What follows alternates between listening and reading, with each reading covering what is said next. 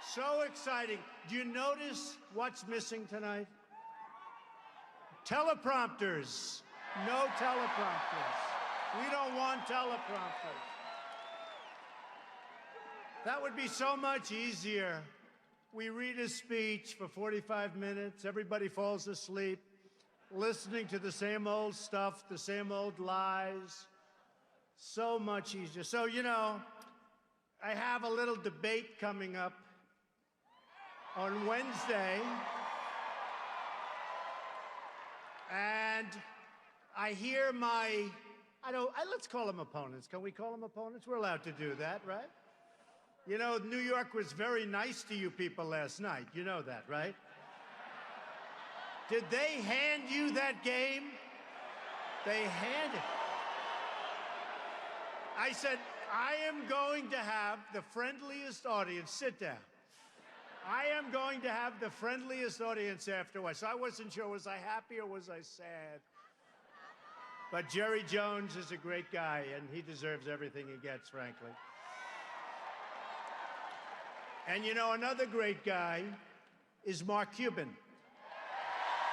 True.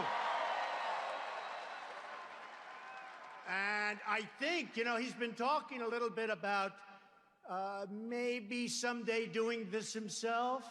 And I think he'd do very well. We may not have the exact same feelings about where we're going, but that's okay. But Mark was great. He actually called me, like literally a few days ago, and said, you know, if you want to use the arena, which is, by the way, a beautiful arena. This is a great arena. And Dirk, I love him. He's one of my favorite players. One of my favorites. And the Mavericks have been fantastic, and you know, just a great team. But he said, if you want to use the arena, I said, Mark, when? How about Monday night? It's like, that was like in 4 days. And you had a big holiday in between. And he said, I think, you know, they really like you in Dallas. They really like you in Texas. Maybe you can get a lot of people. Because we were coming here, and we thought maybe we'd get 1,000, but we never get 1,000 anymore. It's always like the same thing. You know, we went to Alabama. We started off with a 500-person ballroom, and after about 2 minutes, look at all these guys, paparazzi, ay, ay, ay. Look at this. We got everybody here. We started off, by the way, with a 500-person ballroom, and after about 2 minutes, the hotel called up begging for mercy. We can't do it. They were inundated. So we went to the convention center, and that was 10,000, and that was wiped out in about an hour. So we went to a stadium. We had 31,000 people, which is by far the largest. They say like ever for an early primary. It's probably true.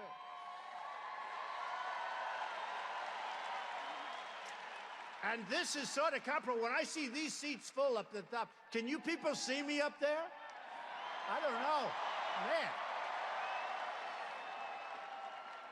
I said to him, don't fill up the upper rings. It's not fair. But they're filled. You are great. Thank you all. I appreciate it. So I want to thank Mark, and I want to thank, where is Pastor Jeffress? He's around here someplace. What a good guy. Where is he? Well, come here. I love this guy. Come here.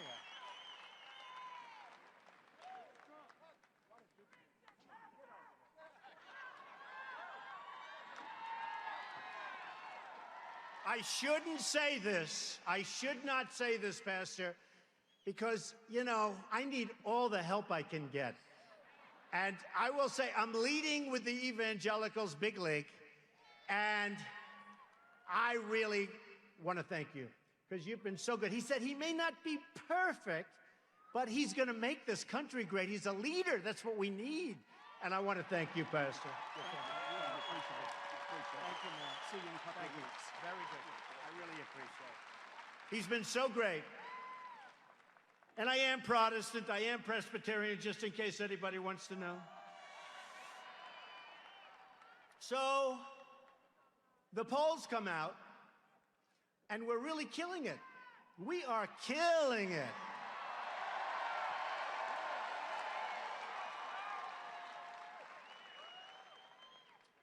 They mentioned a little while ago, Scotty, about the silent majority. It's back, and it's not silent. I think we should call it, maybe we should call it the noisy, the aggressive, the wanting to win majority. That's what it is. We want to win. We're tired of being pushed around by incompetent people. We're just tired of what's happening. We're sick and tired of what's happening. And it's going to change. It's going to change. But before I get to that, because that's unpleasant, but it's going to be pleasant, because I finished a speech last week, and I have to say, we're going to have so many victories that at some point, they're just going to be coming out of your ears. Oh, I have to be careful what I say about coming out of somebody's ears. Have to be careful. Nose, ears, eyes, those are the only places I'm talking about. The only. But we're going to have so many victories, and they're going to be great victories. And we're going to have them all the time, because we have an amazing country. We have a country that is dying. They just want to have victory. We don't have wins anymore. We don't have it. So, the debate. I hear they're all going after me. Whatever. No, I hear it. Everybody, you know, all these geniuses, the talking heads, and some are great. Actually, some have come around. You know, at the beginning, 3-4 months ago, well, he's just doing this for fun. He's doing this for his brand. I need this, like, for my brand, okay? But he's doing it for his brand. One person, a real loser, said, he's a clown. Now they're saying, oh, how do we stop this guy? No more clown. I haven't heard the word clown in a while. Tell you, they don't use that word anymore. They don't use it. There's a group of pundits out there. I don't think they're smart. I think they pretend they're smart. You know, they wear the heavy glasses, and they look, and they look. I'm not talking about Perry, who happens to be a nice guy. Really. He is a nice guy. But he came after me hard, didn't he? Yeah. You know, I had dinner with him a couple of years ago. I thought he was terrific, and then he came after me very hard. And you know, I gave him a really good, I said, it's sort of easy. When somebody drops out of a race, I'm going to say good about everybody. Everybody. But I like that man, and frankly, he tried. But I'm talking about the guys that sit around the tables, and they talk about us. They talk about me. And they say, well, but most of them are now saying, we think he's going to win. You know, can you believe it? Now,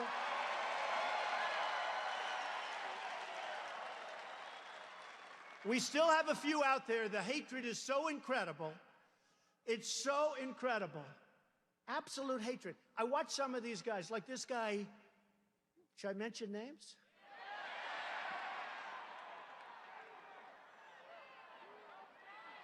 Okay, I will. The problem is, when I mention them, they can never, ever support me. That's the problem. And you know, look at all those live television feeds. It's always tough. Every time I speak, they put me on live television, so I have to make different speeches. These guys go around, they make the same speech hundreds and hundreds and hundreds of times. Nobody cares. It's true. It's true. It's true. You know, you got CNN Live, you got them all. And who need... No, they're 50% good. 50%. They've been pretty nice. But you know, who really, when you think about it, who has to do this? So I come out today. How many live feeds you have? Many. Look at all those cameras back there. Take a look, everybody. Now, if you like the media, give them a big hand. And if you don't, give them a big boo. I had a feeling.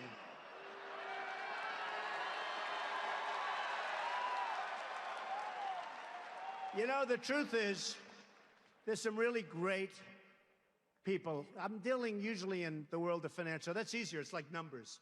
You're either good, you're not good. You know, it's sort of much easier. But I found the press to be much more honorable in the financial media. But the political media, and I found some great ones. There are some great ones. But should I mention some? No, I'm not going to do that either. Because then you're going to leave some out. But, okay. So, George Will is a disaster. The guy's a disaster. Honestly. Another one, Karl Rove. No, he's terrible. He's terrible. He's terrible. He still thinks that Mitt Romney won. He's still going around saying, I think he won. This guy raised, think of this.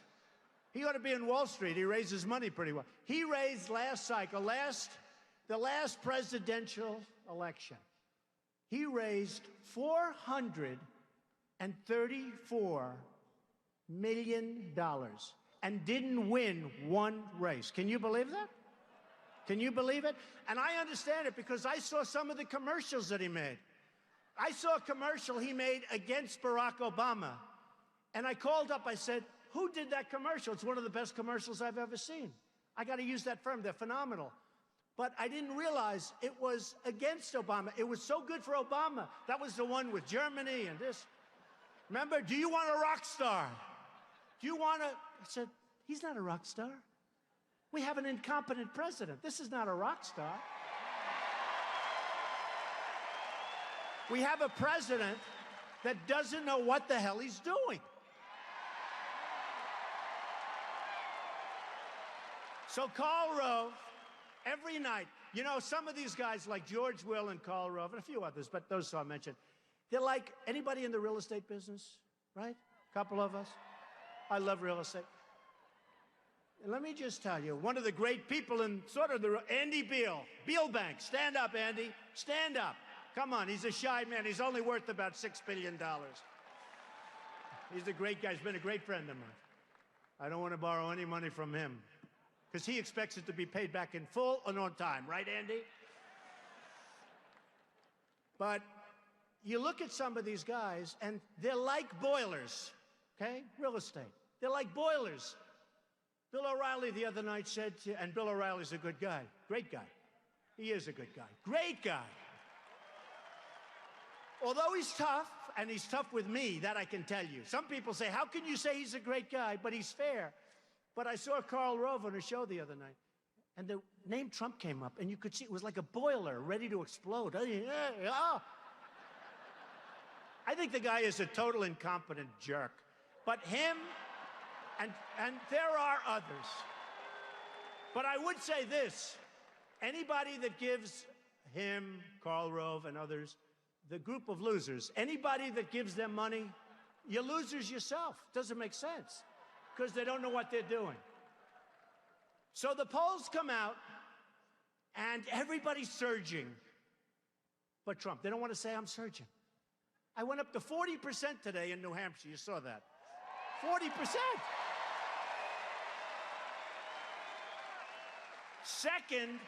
Second is, I think, 11 or 12, right? 11 or 12. And I won't mention names because he's actually a nice guy. I'll mention names. Why shouldn't I? Should I? Yes. Right? It's Ben Carson. He's a nice man. I think he's in second place at 11 or 12%. Now, I'm at 40, and it's actually 41, but they don't want to say that. They don't want to give me the little benefit of a couple of... You know, if I'm 40.9, they'll say I'm at 40. Do you understand that? So Ben Carson, good guy, I think he's 11 or 12, and they're saying, Carson, here's the headline, Carson surging. I said, what about me? Where's my name? I'm at 40. Where's my name? It's unbelievable. Do you know where my name is? They don't know where my name is either. By the way, can you see in the back? They have the best view. Can you see it's really my hair? Well, that's the other thing. I mean, I get killed on that. I had an article recently. It's true. They have the best view. They know. Not that bad, right? I mean, I have friends. It's over. I have many friends. The hair is over. But I had the article the other day, a great article. They said Trump is a financial genius, right? They said all good things. They said he's doing great here. But they said he wears the worst hairpiece I've ever, the writer said this, wears the worst hairpiece. And I said, that's terrible. So I can't show the article to anybody, even though it was a good article. But in the polls, it's been so amazing. We started off, and everybody said, you remember this, I won't run. I won't run. And I said, why are they saying that? I'm telling you, I'm going to run. NBC came over, and as you know, and I like NBC. You know, for years we had The Apprentice, who was a tremendous success, one of the great successes on television. And the head of Comcast, I'll just tell you, his first name is Steve, and he's a phenomenal guy. Steve Burke, one of the great people, a great, great guy and a great manager. He came over with a group of people from NBC. Steve's one of the, he's the head of Comcast. And they said, we're going to renew The Apprentice. And by the way, it's a lot of money. Did you see in my certified financial statement what I made with The Apprentice? When I give up The Apprentice, I made $213 million. Can you believe it? From a television show. And I had these announcers say, oh, no, I think he only made $1 million. And guys like Joe Scarborough, who's a good guy, right? Yeah. He said, no, he's got a primetime show for years. I mean, it's got to be. Anyway, when they checked it, 200. So NBC renews The Apprentice, and I told them, don't do it, because I'm running for president. I'm going to make our country great again. Don't renew it. Now, if I make $213 million over a, run of 12 years or whatever, that's a lot of money. Even for me, it's a lot. That's a lot of money. That's pretty good, right? Considering it's not my main business. But I made this money, and the people come up and they say, oh, well, we're going to renew it anyway because he's not going to run. So NBC renewed The Apprentice. They announced that they renewed it. They said that Donald Trump will do another season, and I told them not to do it. Then I told them that I'm not doing it again. And they went in the upfronts arena, and they were so angry at me. They were so angry. But you know what? I give up a lot when I do this. I give up a lot. I miss all of these deals. I love my business. I love what I'm doing. Andy can tell you that. Tom Benenson can tell you that. I love Club Corporation of America, by the way, in case you have never heard of Tom Benenson. But I lose a lot. Not only I don't do The Apprentice and get paid a fortune, it's also I lose opportunity, all these deals. I have a deal in China. I have deals all over the place that I could do. Boo, boo. But it's true. It's like picking up a check. It's like picking up a check. But I give up a lot. When a politician, all talk, no action, politician runs, what do they give up? They give up nothing. They run. You know what? They run, they lose, they win, they don't care. All they want to do is be reelected or run again if they fail, right? With me, it's a whole big deal. It's a whole big deal. And I'm self-funding my campaign. I'm not taking all of this blood money.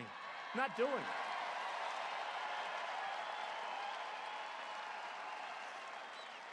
I'm not doing it. And I feel a little bit awkward and a little stupid. I have guys offering me millions and millions of dollars. When you're in #1 place, then the bloodsuckers come out. The lobbyists, the special interests, the donors. Don, we love you. Guys I haven't heard from in 10 years. Don, we love you. 40% in New Hampshire, winning Iowa. We're killing in Iowa. Incredible people. New Hampshire, incredible people. South Carolina, incredible people, incredible numbers there, too. We're winning in Florida. Think of it. You have Jeb Bush, governor of Florida. You have a sitting senator in Florida, Marco Rubio. And the poll comes out the other day, Trump is leading in Florida. Can you imagine? Bigly. How about this? Have you ever heard of the great state of Texas?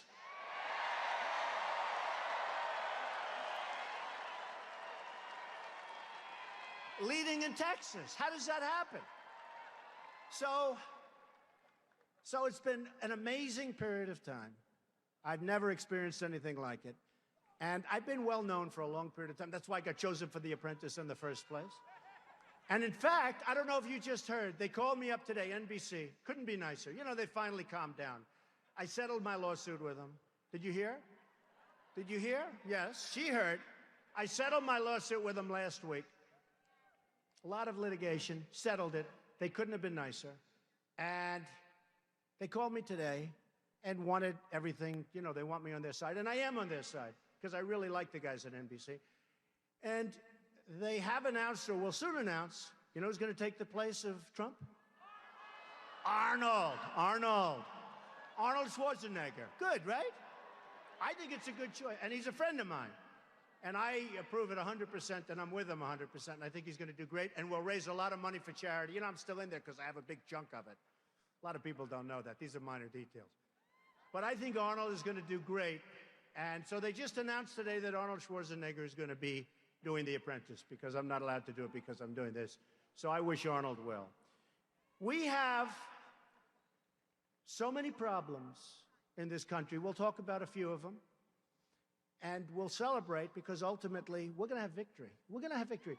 This is a movement that's happening.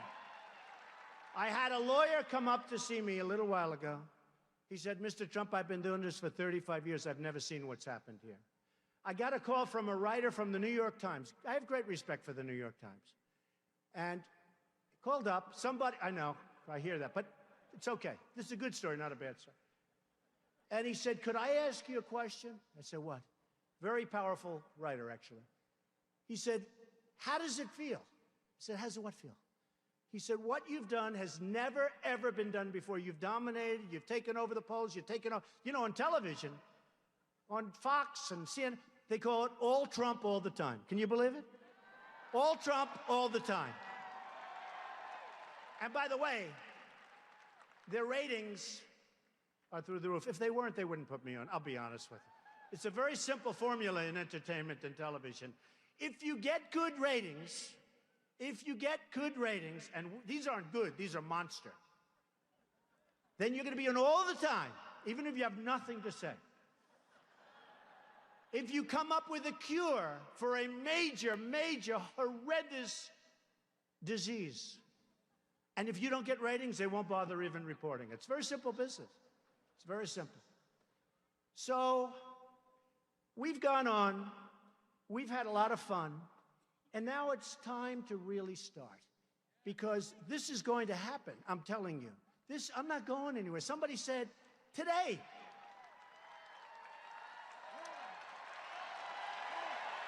we're not going anywhere.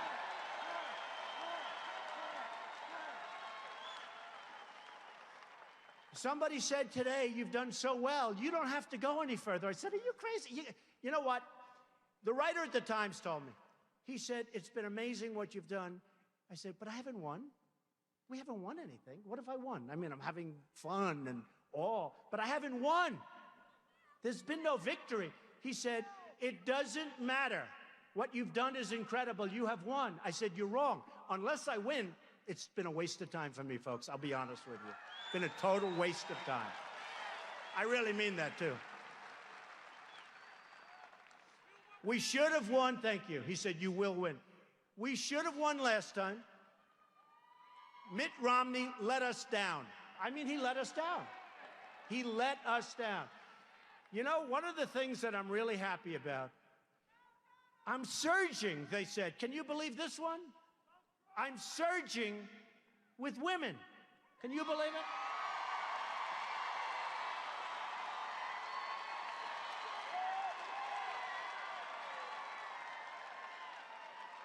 I have such respect for women. I cherish women. I'm going to take such good care of women's health care issues, you won't even believe it. But I'm surging with women.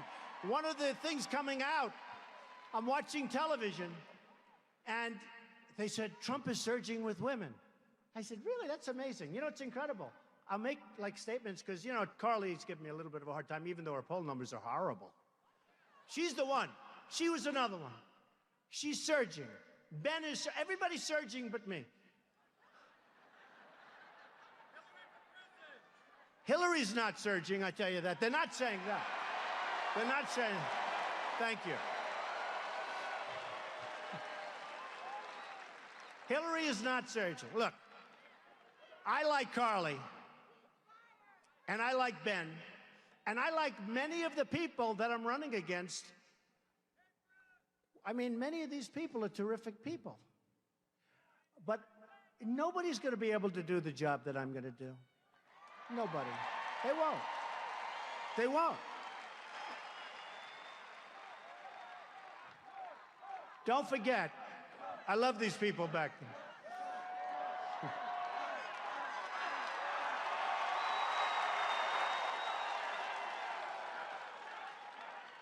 But they won't.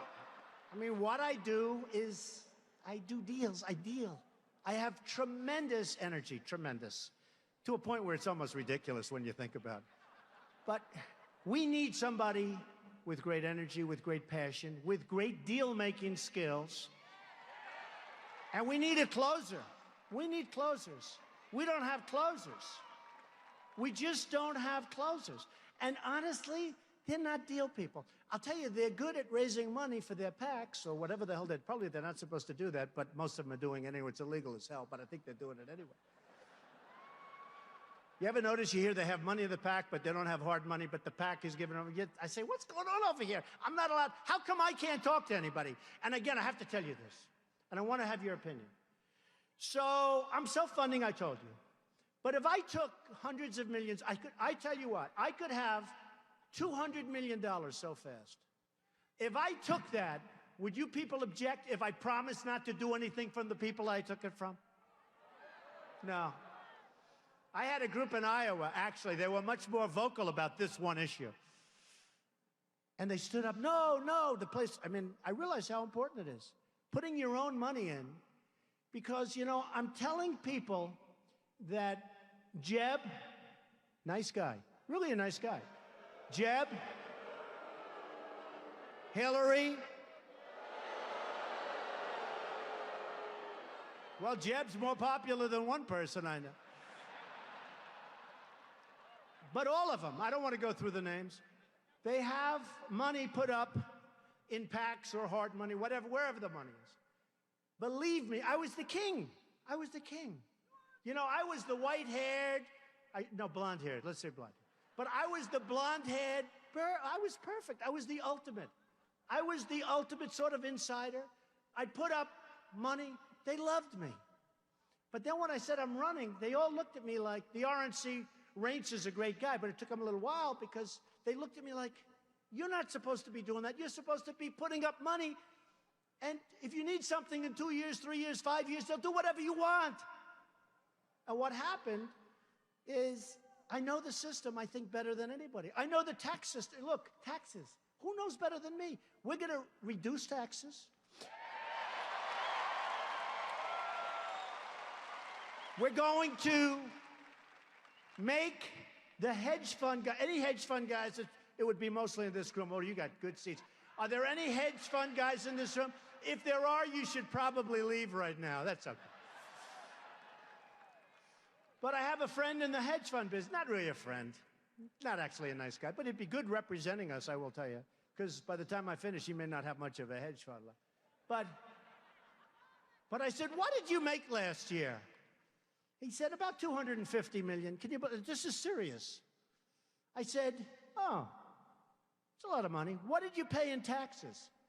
He goes, Don, practically nothing. That was a couple of years ago. I never forgot it. The other day he calls me up because he hears me talking about hedge fund guys are going to pay up. And he calls me up the other day. I was only kidding. You know, when I said that, I was sort of, he doesn't know what to do. The truth is they'll do just fine. They're going to do just fine. Because we're going to make the country so successful, they'll do just fine. They'll end up doing better. They'll end up doing better. But we got to lower taxes for a lot of people. Corporations paying far too much, far too much. Middle-income people are being decimated. They're being decimated. I mean, we have a group of 200 guys, but But the middle income in this country is being decimated, and we're going to change it. We're going to change it. So I'll be announcing over the next 3 or so weeks, I'll be announcing, I think, a great tax plan. I know the tax code. I know everything about it, probably as well as anybody there is, right? And we're going to be doing something that's going to be really pro-growth, really reduction in taxes. We're going to get the $2.5 trillion that's in other countries. We're going to get it back. They can't.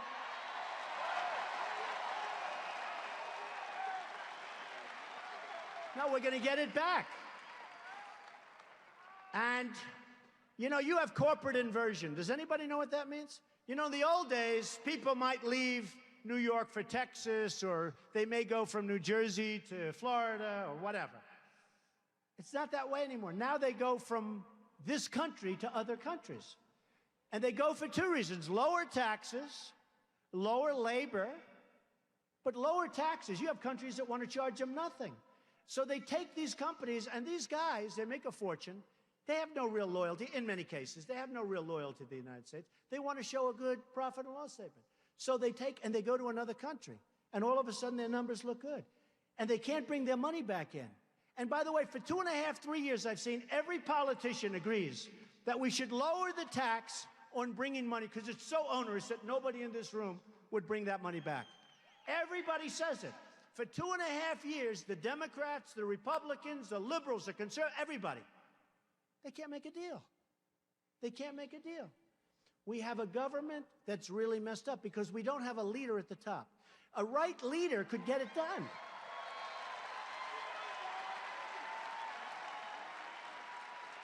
The right leader will get it done, and you will see numbers like you'd never have seen before. I actually believe that, and we're in trouble. You know, I've made the statement, and I've said this before, the American dream is dead, but I'm going to make it bigger and better and stronger than ever before. I've made that statement.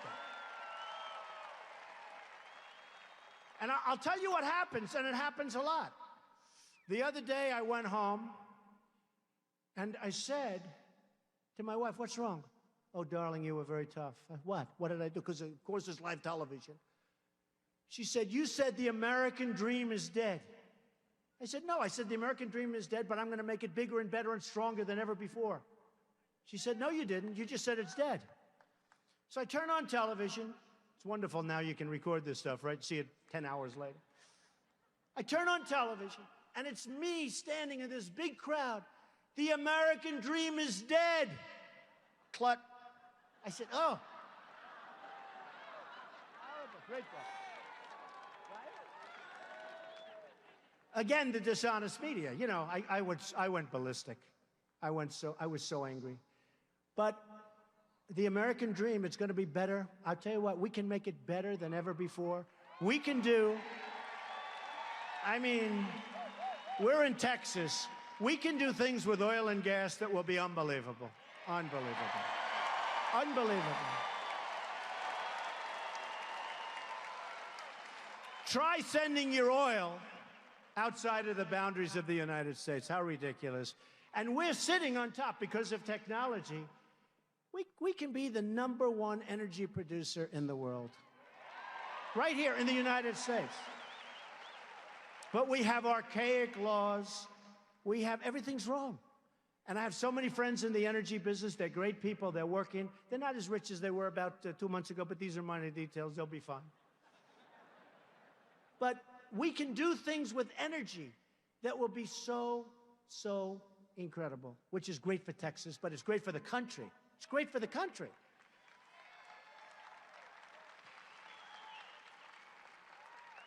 Now, China, Japan, true. You can't be upset with China or Japan or Mexico. Can't be upset with anyone.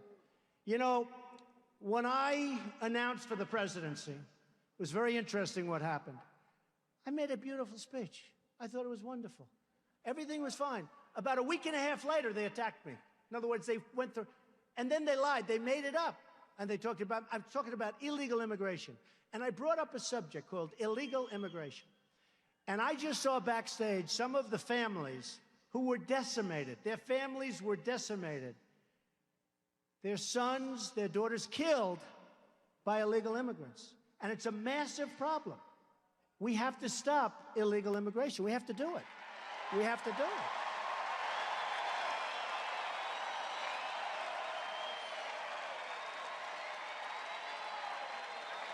Have to do it.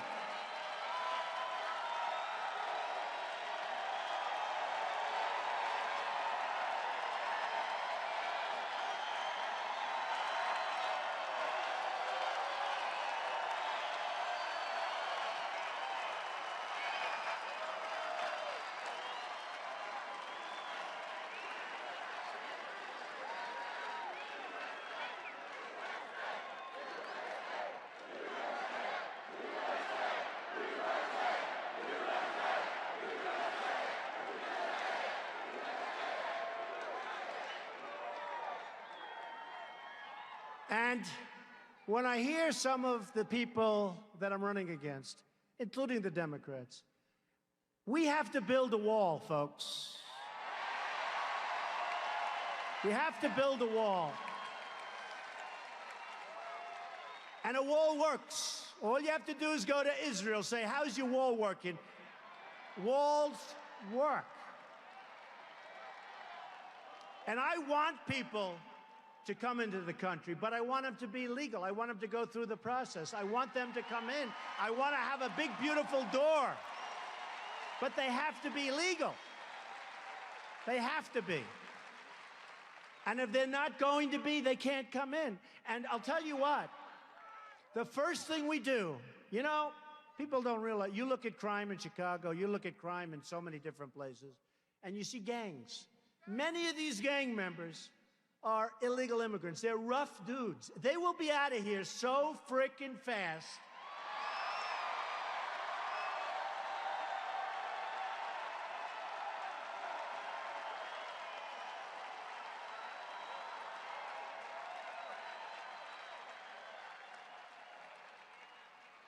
And I think a lot of these countries send them in here because they don't want them. Because what do they want them in prison for 40 years?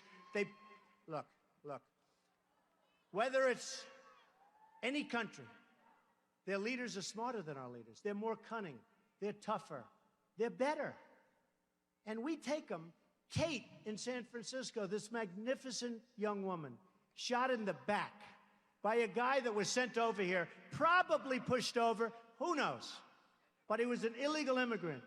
Came over, went to San Francisco. We have to end this sanctuary cities crap fast. Fast.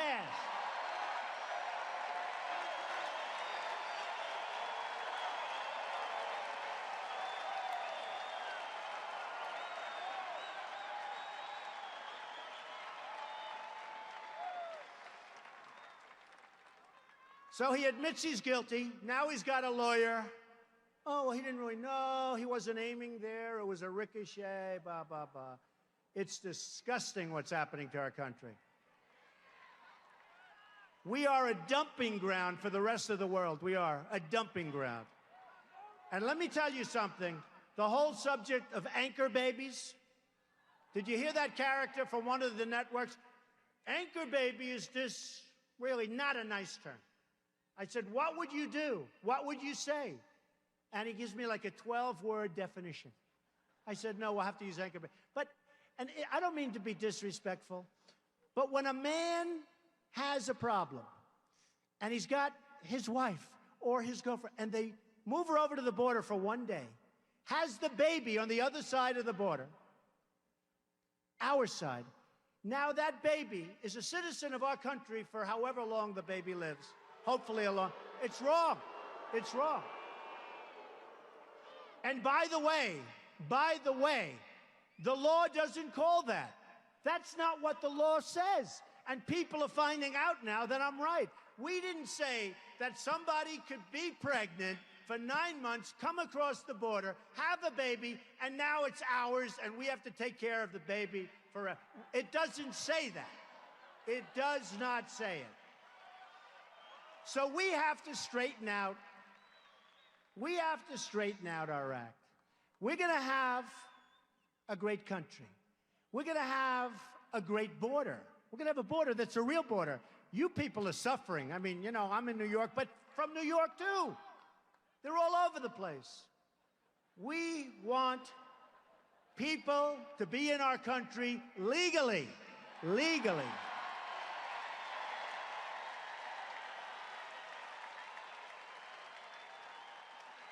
And we want great people, too. We want people of achievement. If you go to Harvard or Stanford or the Wharton School of Finance or any of these schools or Yale, and you're the top in your class, you graduate, you want to stay in the United States and you want to have your career here. You can't. They throw you out. They put you back in China. They send you back to Mexico. Those are the people. We need those people. We need them in Silicon Valley. We need them in Manhattan. We need them in Dallas. We need them. Why are we throwing them out? They want to be in this country, and we throw them out. So we have so many things we can do. So many things we can do. Now, I'll give you a little thing that happened the other day. I made a speech on behalf of the Tea Party. And by the way, the Tea Party people are fantastic people. Okay? They are fantastic people. They love the country so much. And you talk about people that get decimated. They just get decimated by the media. These are fantastic people. They love this country. These are the people that we want. But I look at what's going on, and I look at what's happening, and I made a speech in Washington the other day for the Tea Party. And your senator, too, by the way, Senator Cruz, who happens to be a good guy. Good guy.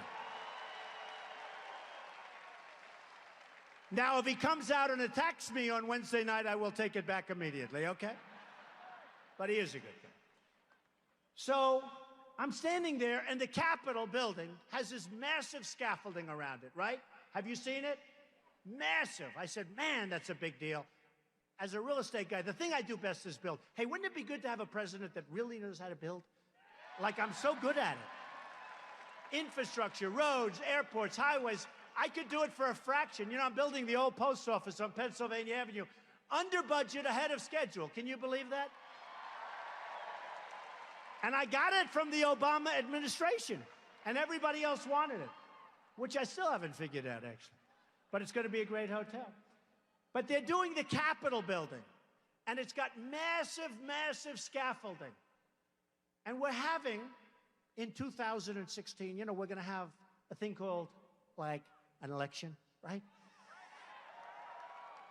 And they say that this massive scaffolding, I heard this the other day from a construction firm that's involved in the job, that this massive scaffolding, they want to have it for the inauguration. Wouldn't that be nice for me? But they want to have all the scaffolding down, but they can't do the work because they don't have enough time. They have so much time. What are they doing? Caulking, pointing, fixing, structure. What the hell are they doing? It's not a big deal. So they're going to take all of the scaffolding down, pay millions of dollars to do that, millions. And then after the inauguration, they're going to put it back up again and pay millions of dollars more. You believe that? Right? Now I say, do it simpler. Get them to work faster. Do you agree? I like the idea. No. I like the idea of the scaffolding being down when they're swearing me in. I do. I don't want to see all this scaffolding all over the place. I want to see that beautiful rotunda. I want to see it. I love it. Such a beautiful building. But you know what? I told them, I said, why don't you just move faster? Work faster. Get it done. So you take it down, you don't have to put it up. They said, we never thought of that. Believe it? But they're going to take it down. They're going to take it down. I hear the contract's order. So they're going to take it down, then put it back up. Can you believe this? So let me tell you, I'm going to save my first money for the United States. If I win, I will let the scaffolding stay up, okay? All right? I'll let it stay up. We'll save millions of dollars. So in the pictures, they'll have some scaffolding. They can probably nowadays do something with that anyway. So in the pictures, we'll have some scaffolding. So, not if I win. I love this woman. Stand up. What did you just say? Not if you win, when you win. So a story I tell is a friend of mine who's a big manufacturer, great guy. Can't do business with China. Can't get his stuff in there. He calls me, he's depressed. He says to me, Donald, I can't deal with China. And he's a good guy. He does great stuff, better than they do. He said, I can't sell it. They don't take it. Finally, they're taking it. They're charging him a massive tax. A massive tax. Another friend of mine recently, he bought an airplane. He's a rich guy. Bought, like for these people here. They probably all have this, but a really good plane. I said, why did you sell your old one? Get in? He said, well, what happened is a man from China ordered a plane, and he can't get it back into China because the tax is humongous. So he's selling it cheap. The guy from China took a haircut because the tax is so big. You don't know about these stories. And yet we take everything they have, no tax, free market. Now, Japan. Japan sells us millions of cars. I was in Los Angeles a few weeks ago. The biggest ships I've ever seen, ever. Thousands of cars are pouring off. We give them beef. And they don't want it. Do you ever see where the farmers are protesting? They don't want it. So we send it back. By the time it goes back again, it's all gone. It's done. Mexico. Everybody's moving to Mexico. You know that, right? Do you know that? So many people moving to Mexico. I love Mexico. I love Mexico. I have hundreds and hundreds and thousands, actually, of people that are Mexican. They work for me. They're great people. But their leaders are smart. They're smart. So we have Nabisco the other day, Oreos. I refuse to eat Oreos anymore. They're moving their plant to Mexico from Chicago. Why? How does it help us? How does it help us?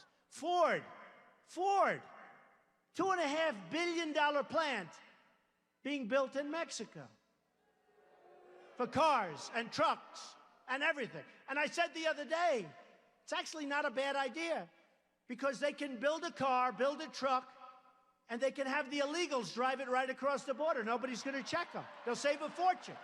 They'll save a fortune. So I don't want them spending $2.5 billion. That's a hell of a plant. By the way, in Tennessee, another major car company, all set to go in Tennessee. At the last moment, they said, we're not going to go to Tennessee, we're going to Mexico. It's going to become like the car capital of the world. So what happens is Ford, $2.5 billion plant. Now, I said, what would Jeb Bush or Hillary Clinton do if they were president? Because you got to remember what I said. They're controlled by the people that gave them the money. Totally. By the lobbyists, by the special interests. So, but they're smart. They'd say, we don't like this deal. We're going to end it. And then they'd be called by their lobbyists and say, Hillary, we gave you millions of dollars, and I represent Ford or whatever the company it is. And we don't want you to do that. It's no good. We don't want you to do that. And you know what they're going to say? Okay, I'll let them build it. Now compare that. First of all, believe me, that plant doesn't get built there. It gets built right next to, it might not be here. It's going to be maybe in Michigan where they're just being decimated with the plants. They're being decimated. Everybody's leaving. They're going to Mexico and other places. So I said to myself, what would Bush do? What would Hillary do? And what would Trump do? First of all, who would you rather have negotiating? Jeb or Trump? Believe me. How about this? Hillary, who, by the way, was the worst Secretary of State in the history of our country.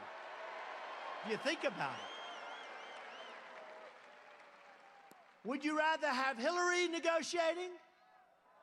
Or would you rather have Trump? Okay.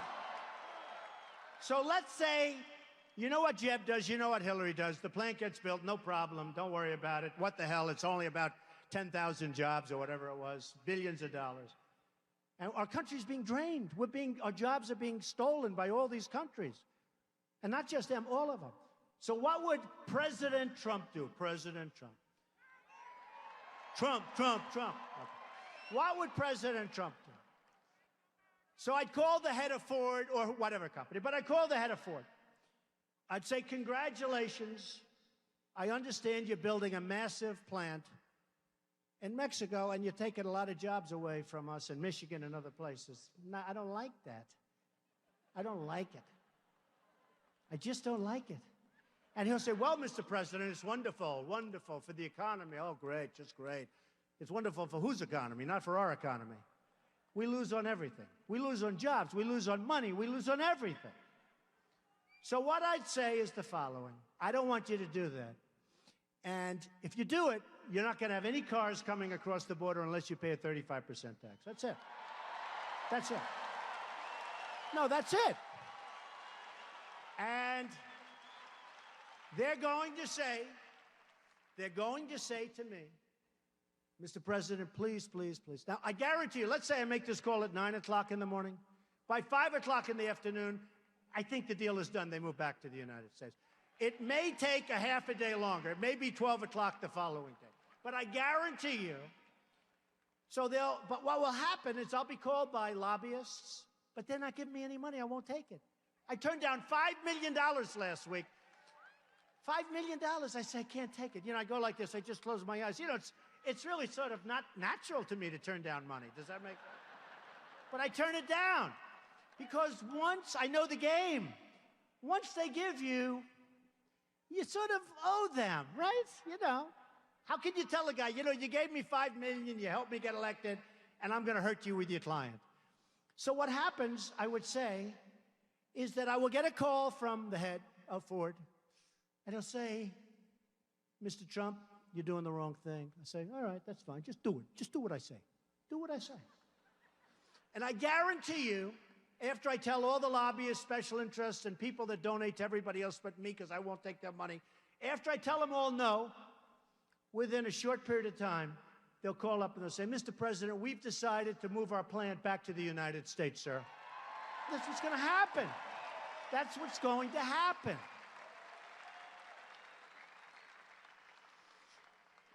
So just a couple of more points, and, you know, it's depressing. Isn't it depressing? You know, we're together, we love each other, but it's like depressing if you think about it, because it doesn't end. I could stand up here all night long. I could tell you stories. They're all depressing. But the good news is they can all be remedied, every one of them. They can be remedied. So, Iran deal. Iran deal. They did not read that great book. Where's that book? The Art of the Deal. They did not read it. Secretary of State Kerry. He actually may go down as worse than Hillary Clinton because he made this deal. He may be the worst. He may top her because this deal is the all-time worst. We're giving them $1.5. Think of this. We're actually giving them $150 billion. Now think of it.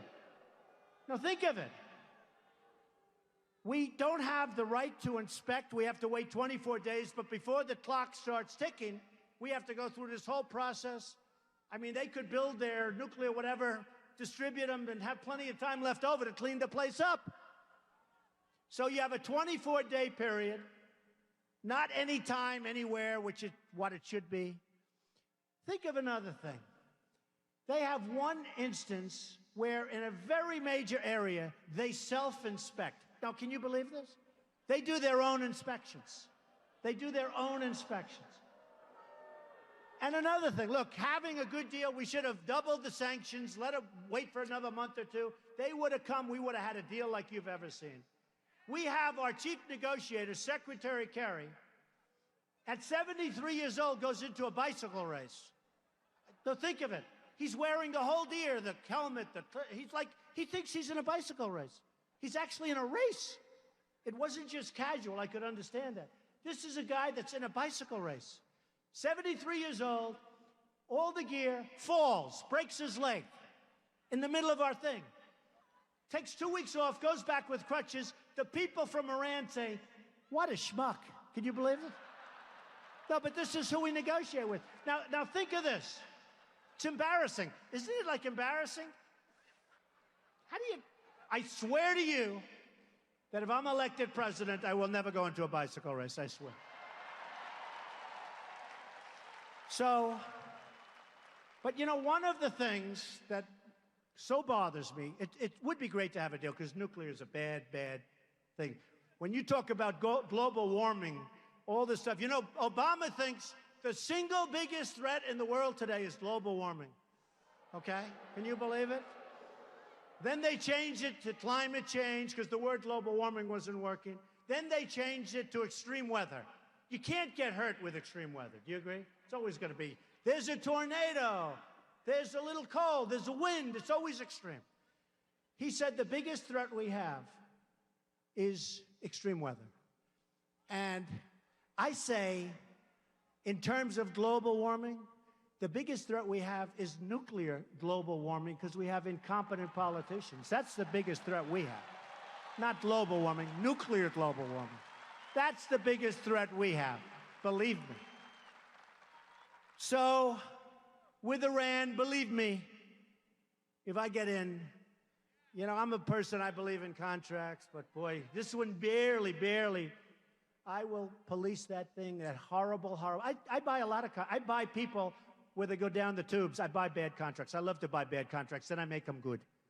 But I'll take that contract. I will do a number of those guys, and I'm telling them up front, we will do a number that will make you very proud. We're going to end up with a good deal one way or the other. One way or the other. And before I ever, if I win, in that little period, before I take office, you know what I'm going to say.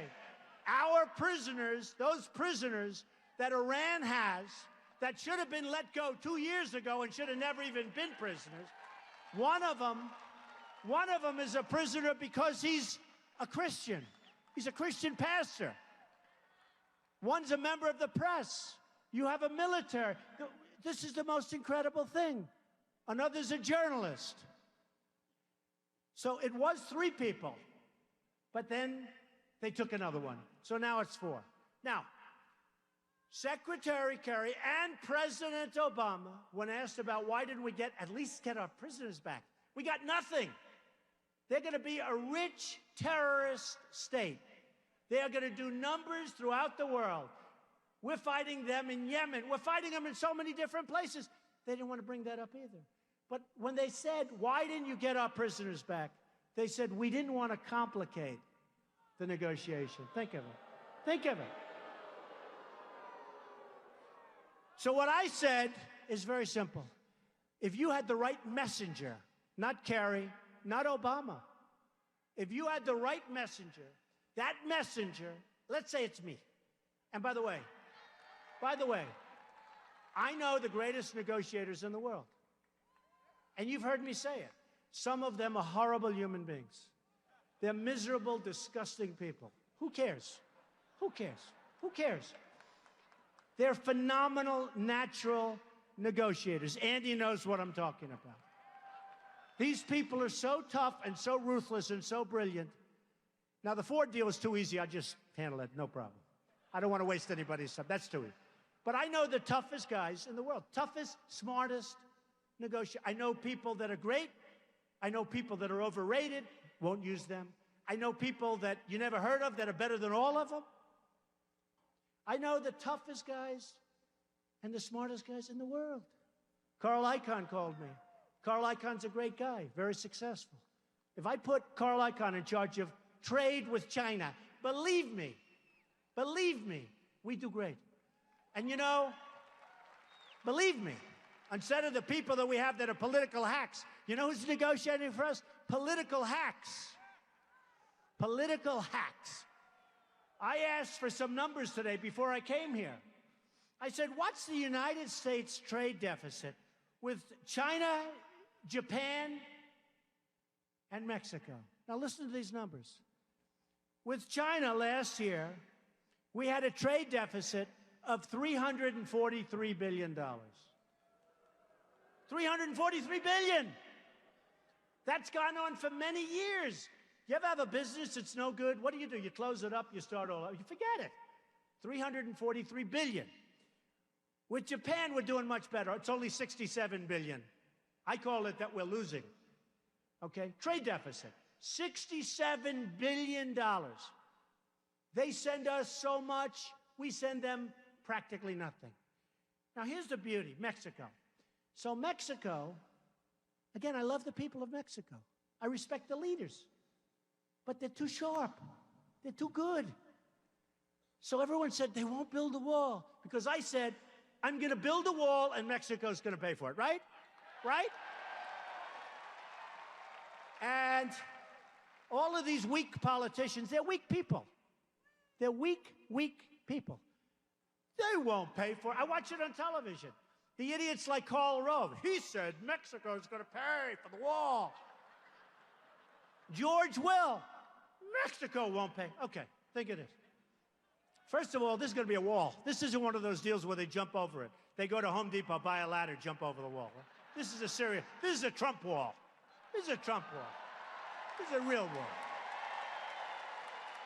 You know, the Great Wall of China is 13,000 miles. It was built 2,000 years ago. It was actually built over a long period of time, but it started sort of 2,000. It's a long time. So 13,000 miles. What we're talking about is 2,000 miles, but less, maybe 1,000, because you'll have a lot of territory where you don't need it. You have natural barricades. You have some walls that were built that are okay. Although I'd like to be nice and uniform. You know, if they ever put my name on, I want a gorgeous wall. You know? The Trump wall, oh, will that be a beautiful wall? That's why I have to make it beautiful. Because someday when I'm gone, they're going to name that wall after Trump, I think.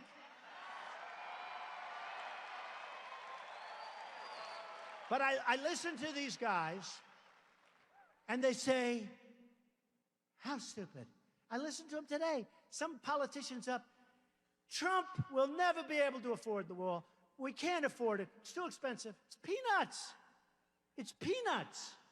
It's nothing. And Mexico's going to pay. Now, here's the Mexico number, right? Let's say the wall costs $4 billion. You know, they say $10 billion. That means $4 billion, if you know what you're doing. And the $4 billion will be much bigger, much better, much stronger than the $10 billion. Believe me. Oh, do I know how to build. Greatest. One of the greats. So let's say it costs $4 or $5 billion. Our trade deficit with Mexico is $53 billion. So $4 or $5 billion is peanuts. It's peanuts. Mexico is going to pay, and they'll be happy. They'll be happy. Now, look, if you have some dumb politician negotiating, I agree they won't pay. But when you have Trump negotiating for you on your behalf, they will pay. 100%. 100%.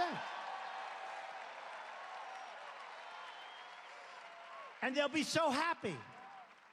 You know, the world rips us off and they all hate us. China hates us. Russia hates us. Mexico hates us. Japan hates us. Everybody hates us, and they're all winning. I'll make it so we do well with these countries, and we'll actually have a better relationship. I have the biggest bank in the world from China in my buildings. They just renewed their lease. I said, really? Oh, yes, we respect you so much. They just renewed their lease for 10 years.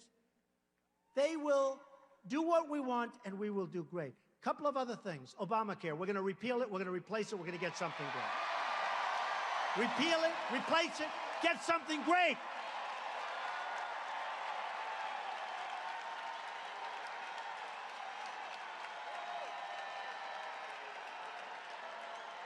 We're going to repeal it, we're going to replace it. You know who benefits from Obamacare? Remember the $5 billion website? $5 billion, it didn't work, still doesn't work. But you know who benefits? Any insurance guys in this group here? Good, then I can. You know who benefits? The insurance guys. The insurance companies make a fortune with Obamacare. In the meantime, your premiums are going up by 30, 40, 50%. Your deductibles, you have to die, and then you probably still won't get anything. It's no good. We will have a plan that will be so good. We're going to get rid of the borders, the phony boundaries. You know what they have? I have thousands and thousands of people work all over the place. And if I'm in New York, I get like one bid. And if I'm in New Jersey or if I'm in Texas, no matter where, you get like very little competition. Thank you. We'll call it Donald Care. Good. Haven't thought of that one. Because the insurance companies would rather have a monopoly on New York or Texas or wherever they may be than be able to bid all over the United States. We will do something really good with healthcare where it'll be better for the people and cheaper for the United States. You know, the United States in 16, Obamacare kicks in. Big league. Big league. And you talk about a deficit, we're going to have one of the great deficits of all time, and it's because of a lot of things. It's because of incompetence, but it's also because of Obamacare. One other thing, and I have to say this, our military is going to be so strong and so powerful.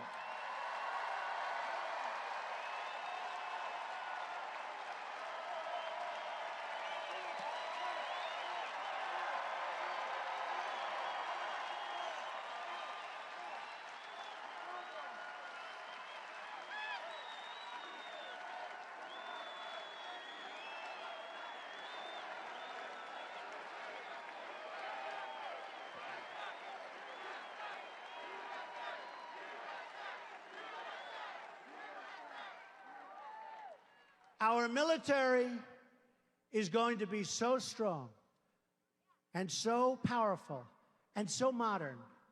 The technology, we have it. But it's not working. We're not allowed to use it. Nobody has any fear. Not that I want to use it. I want to make it so strong, so powerful that we never have to use it. We never have to use it. We send our best equipment to our chicken allies, the people over there. One shot's fired in the air and they give it up to the enemy. And they have better stuff than we do. They have all the brand new stuff. The Humvees with the armor plates. 2,300 Humvees. 2,300. I thought I misread it. How could you have 2,300? Armor plated, the best. If our wounded warriors, who are the best people in the world, if our wounded warriors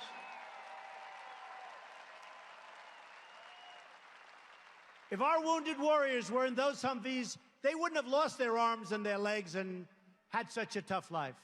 These are the greatest people. So we're going to make our military so strong and so powerful and so great, and the world is going to respect us again.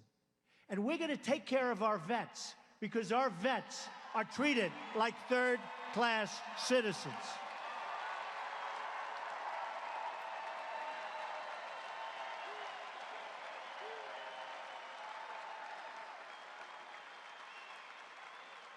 Our vets are our greatest people, and we're going to take care of our vets. So just in closing, I just want to thank all of the people in Dallas.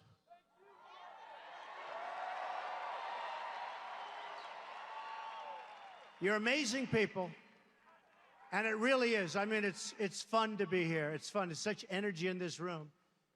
And I will tell you that we are going to fight hard. We're going to negotiate tough. We're going to do fantastically well. We're going to put our people back to work. We're going to get rid of all these ridiculous, everything's it's so bad. We're going to get rid of the regulations that are just destroying us all up. You can't breathe. You cannot breathe. You are going to be, if I'm elected president, so proud of your country again.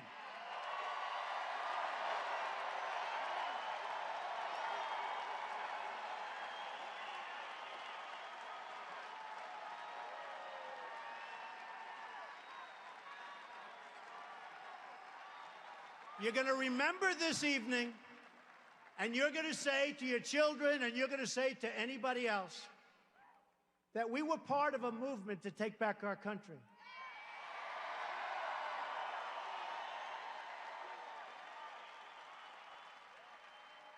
And we will make America great again. Thank you. Thank you. Thank you.